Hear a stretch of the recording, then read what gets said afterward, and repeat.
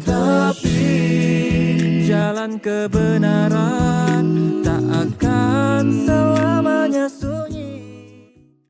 Bismillahirrahmanirrahim. Assalamualaikum warahmatullahi wabarakatuh.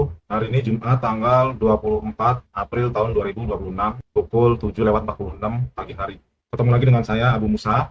Kali ini kita akan melanjutkan kembali kajian tentang makna Quran, yaitu kata syai. Kemarin kita telah bahas makna kata amar dalam Quran. Sekarang kita akan membahas makna syai. Jadi syai dalam Quran itu diterjemahkan sebagai sesuatu. Misalnya nanti ya kita akan lihat pada Quran surat Al-Baqarah ayat 29. Nah ini ya, surat Al-Baqarah ayat 29. Mari kita baca. Walladzi khalaqalakum ma fil ard jami'an summastawa ilas sama wasawwahunna sab'a samawati wa huwa bikulli syai'. Nah, ini ada kata syai' alim.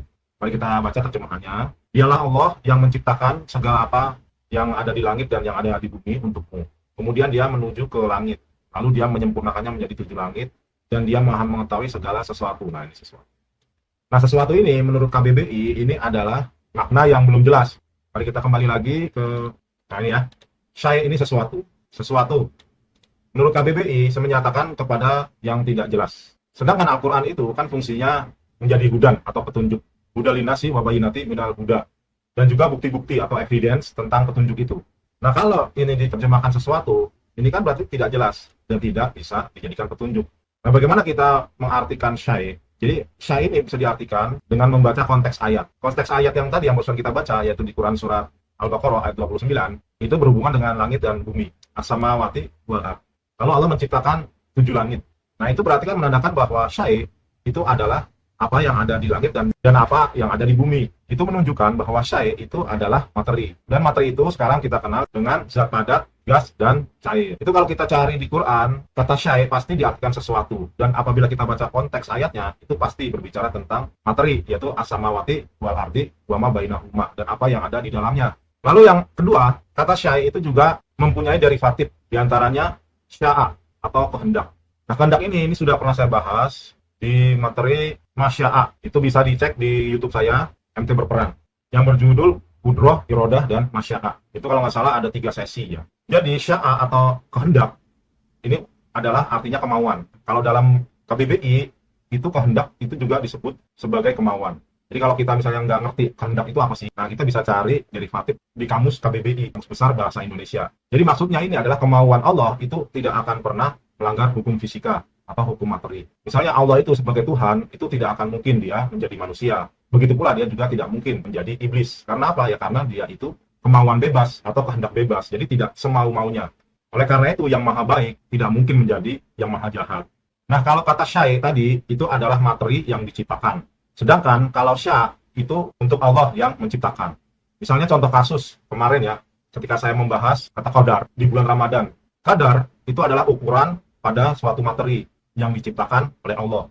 Sedangkan qadir itu adalah kemampuan yang menciptakan, yaitu Allah. Maksudnya adalah kemampuan Allah tidak akan pernah melanggar ukuran dari materi ciptaannya tersebut. Misalnya saja ya, Allah mampu membuat manusia tinggi 10 meter, 20 meter. Tapi Allah tidak akan melanggar ukuran dari tinggi manusia pada umumnya. Maka manusia paling tinggi hanyalah 2 meter sampai 3 meter.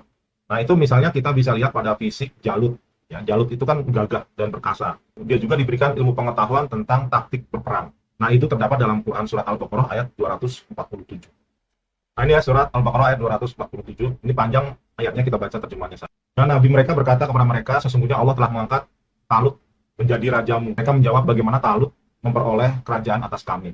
Sedangkan kami lebih berhak atas kerajaan itu daripadanya, dan dia tidak diberi kekayaan yang banyak. Jadi Talut ini adalah seorang miskin. Tapi dia diberikan kelebihan oleh Allah dalam segi fisik dan ilmu pengetahuan. Nabi menjawab, Allah telah memilihnya menjadi raja kamu dan memberinya kelebihan ilmu dan fisik. Nah, ya kan? Allah memberikan kerajaannya kepada siapa yang dia kehendaki dan Allah luas maha mengetahui. Nah ini kehendak juga disebut biasa. Jadi sya' Allah itu tidak semau-maunya dia.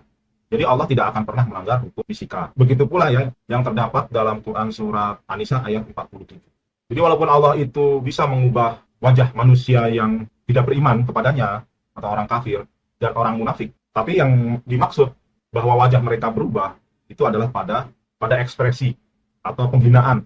Jadi mari kita baca ayatnya, wahai orang-orang yang telah diberi kitab, berimanlah kamu kepada apa yang telah kami turunkan, yaitu Al-Quran, yang membenarkan kitab yang ada pada kamu sebelum kami mengubah wajah-wajahmu, ya kan? Lalu kami putar ke belakang, atau kami laknat mereka sebagaimana kami melaknat orang-orang yang berbuat maksiat pada hari Sabat. Dan ketetapan Allah pasti berlaku. Bahkan dalam sejarah Islam itu yang namanya Abu Jahal itu ganteng, ya, rupawan. Begitu pula dengan Abu Lahab juga sama, dia rupawan. Itu kan pembesar-pembesar Quraisy, ya. Tapi mereka itu kafir atau memerangi Rasulullah. Wajahnya tetap, gitu. Tetapi Allah menghinakan wajah mereka. Dengan cara apa? Ya dengan cara mereka terang-terangan mengingkari ayat-ayat Allah. Begitu pula dengan orang munafik, ya, yang berada di Madinah atau Yasrib pada waktu itu, yaitu Abdullah bin Ubay. Juga seperti itu.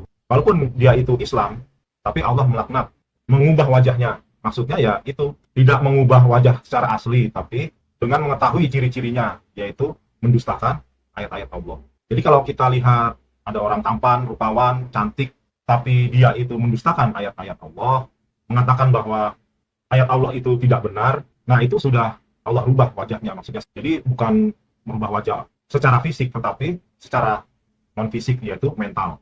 Nah inilah maksudnya bahwa Allah mampu, tetapi Allah tidak akan mau melanggar hukum fisika. Tetapi Allah memberikan tanda-tandanya atau yang Allah sebut sebagai ayat. Oke, kita lanjut lagi ke kajian berikutnya. Nah derivatif itu tadi ya, jadi tadi itu kaidah mustarok dari kata syai'. Pertama syai', yang kedua sya'a. Nah derivatifnya atau turunannya itu adalah, pertama kita sering mendengar Masya Allah. Nah Masya Allah itu adalah dari kata syai' dan sya'a, atau kehendak, kemampuan Allah dalam membuat materi. Tentunya melalui iradah, ya, atau perbuatan manusia, yaitu objektivitas. Kalimat Masya Allah ini sering diucapkan ketika manusia melihat sesuatu yang menakjubkan, keindahan, dan kebahagiaan. Tentunya hal tersebut hubungannya dengan materi. Misalnya melihat kebun yang rimbun, rindang, dan juga menghasilkan buah-buahan yang banyak. Maka kita sebagai manusia itu otomatis menyebut Masya Allah. Atau melihat anak kita yang nilainya bagus, ya, kita sebagai manusia sering menyebut Masya Allah. Jadi yang melihat keindahan itu kita sering menyebut Masya Allah. Melihat gunung, melihat sawah, ya, kalau kita pulang kampung sering kita menyebut Masya Allah. Nah itu kita bisa lihat di Quran surat 18 Al-Kahfi ayat 39. Nah ini surat Al-Kahfi ayat 39, kita baca. Walaula iddakhalta jannataka qulta masya, ya ada kata sya, masya Allah, la quwwata illa billah, in tarani ana aqalla minka malau wa walada. Yang artinya, dan mengapa ketika engkau memasuki kebunmu tidak mengucapkan Masya Allah, la quwwata illa billah, sungguh atas kehendak Allah atau kemauan Allah semua ini terwujud. Tidak ada kekuatan kecuali dengan pertolongan Allah, sekalipun engkau anggap harta dan keturunanku lebih sedikit daripadamu. Nah, Masya Allah ini kan kita melihat materi yang tadi, ya, yaitu zat padat, zat cair, dan zat gas. Nah selanjutnya insya Allah itu juga dari kata syai' dan sya'a, artinya kehendak atau kemampuan Allah dalam subjektivitas. Kalimat yang diucapkan ketika berjanji kepada manusia dengan harapan dapat bertemu. Namun jika tidak dapat bertemu adalah karena sebab material. Misalnya fulan berjanji bertemu besok hari, ternyata keesokan harinya fulan tersebut jatuh sehingga tidak dapat bertemu. Oleh karena itu disebut subjektif. Jadi kalau Masya Allah tadi itu adalah objektif karena kita melihat materi, ya, zat padat, zat cair, dan zat gas yang luar biasa. Nah kalau insya Allah ini subjektif seperti itu. Jadi kita tidak melihat, tapi kita memprediksi, memperkirakan. Ya mudah-mudahan saya besok bisa. Itu di Quran surat Al-Kahfi ayat 23 sampai 24. Mari kita baca. Nah ini ya surat Al-Kahfi ayat 23. Kita baca. Wala taqulanna lisa, kata ada syai' inni fa'ilun dzalika goda. Yang artinya, dan jangan sekali-kali engkau mengatakan terhadap syai', ya, sesuatu, aku pasti melakukan itu besok pagi. Ini kan sesuatu ini subjektif. Illa ayyasha Allahu wa dzkur rabbaka idza nasita wa qul asa ayyahdiyanni rabbi li aqraba min hada rasyada. Yang artinya kecuali dengan mengatakan insya Allah. Dan ingatlah kepada Tuhanmu apabila engkau lupa, dan katakanlah mudah-mudahan Tuhanku akan memberiku petunjuk kepada yang lebih dekat kebenarannya daripada itu. Kita lanjutkan lagi kajiannya ke kata derivatif berikutnya. Nah kata derivatif berikutnya yaitu kata syu'u yang mempunyai arti sebagai berikut. Yang pertama, perbuatan buruk. Biasanya itu digandengkan dengan ulama su'ul adab, terus su'ul khotimah. Hal ini sebab materi, zat padat, zat cair, dan zat gas itu mempunyai sifat acak. Atau hari ini kita mengenalnya dengan entropi, ya, terutama sekali bagi kita yang mempelajari hukum fisika dan kimia. Dan entropi itu adalah condong kepada perbuatan buruk atau perbuatan dosa. Nah, itu ada di Quran surat Al-Baqarah ayat 49. Nah, ini surat Al-Baqarah ayat 49 ya. Ini panjang ayatnya, kita baca terjemahnya. Dan ingatlah ketika kami menyelamatkan kamu dari Fir'aun dan pengikut-pengikut Fir'aun. Mereka menimpakan siksaan yang berat kepadamu. Nah, ini disebut ini disebut syu'u. Kita lihat ya. Nah, ini syu'al adab. Mereka menyembelih anak laki-laki dan membiarkan hidup anak perempuanmu. Dan pada yang demikian itu merupakan cobaan yang besar dari Tuhan. Nah, itu kata yang diartikan sebagai perbuatan buruk dari manusia. Karena manusia ini kan materi ya, terdiri dari zat padat, zat cair, dan zat gas yang ada di dalam tubuhnya atau tubuh kita. Nah, itu mempunyai sifat entropi, lebih condong kepada perbuatan buruk atau perbuatan dosa. Nah, kita baca lagi di Quran surat 4 An-Nisa ayat 17. Ini surat 4 An-Nisa ayat 17. Ini panjang juga ayatnya. Kita baca terjemahnya. Sesungguhnya bertaubat kepada Allah itu hanya pantas bagi mereka yang melakukan kejahatan karena tidak mengerti, kemudian segera bertaubat. Taubat mereka itulah yang diterima Allah. Allah Maha Mengetahui, Maha Bijaksana. Jadi manusia itu sudah pasti akan melakukan perbuatan buruk, mau anak-anak, remaja maupun orang dewasa. Oleh karena itu pada masa anak-anak itu kan belum pernah taklif agama atau belum kena kewajiban syariat beribadah kepada Allah. Nah, itu karena di masa anak-anak itu banyak mereka melakukan perbuatan dosa atau perbuatan jahat, tapi mereka tidak mengetahui, tidak mengerti. Nah, ketika balik, mereka akan tetap melakukan itu ya, hingga menjelang kematian ya, atau tua. Oleh karena itu, dalam Islam itu ada konsep taubat, atau mohon ampun kepada Allah atas segala kesalahan. Kita kembali lagi ya ke kajian yang tadi. Ya. Yang berikutnya yaitu, itu artinya adalah cacat. Sebab apa? Sebab materi pasti ada cacatnya. Oleh karena itu, banyak manusia-manusia juga yang sejak lahir cacat, atau karena kecelakaan bisa cacat juga. Kalau kita sekarang itu disebut disabilitas. Nah, itu di Quran surat 20 ayat 22. Mari kita baca. Nah, ini ya Quran surat 20 ayat 22. Dan kepitlah tanganmu ke ketiakmu, niscaya ia keluar menjadi putih bercahaya tanpa cacat. Nah, cacat ini tanda kata Nah, ini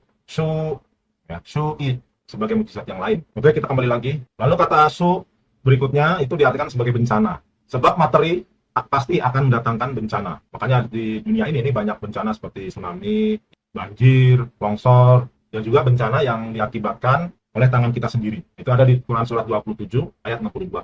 Mari kita baca. Nah ya, ini Quran surat 27 ayat 62. Terjemahannya saja, ini panjang ayatnya. Bukankah dia Allah yang memperkenankan doa orang yang dalam kesulitan apabila dia berdoa kepadanya dan menghilangkan kesusahan dan menjadikan kamu manusia sebagai khalifah. Jadi di sini ada kata itu kesusahan, kesulitan. Ya, bencana di bumi berupa kesulitan dan kesusahan. Nah, ini ya. Apakah di samping Allah ada Tuhan yang lain? Sedikit sekali nikmat Allah yang kamu ingat. Kita kembali lagi ke kajian tadi. Oleh karena itu ditinjau dari segi bahasa, kata syai maupun derivatifnya atau turunannya itu selalu berhubungan dengan materi yang terdiri dari benda padat, cair, dan gas. Materi ini adalah benda yang hidup maupun yang tidak hidup. Misalnya saja manusia, hewan, dan apa yang ada di sekelilingnya maupun yang berhubungan dengan dirinya.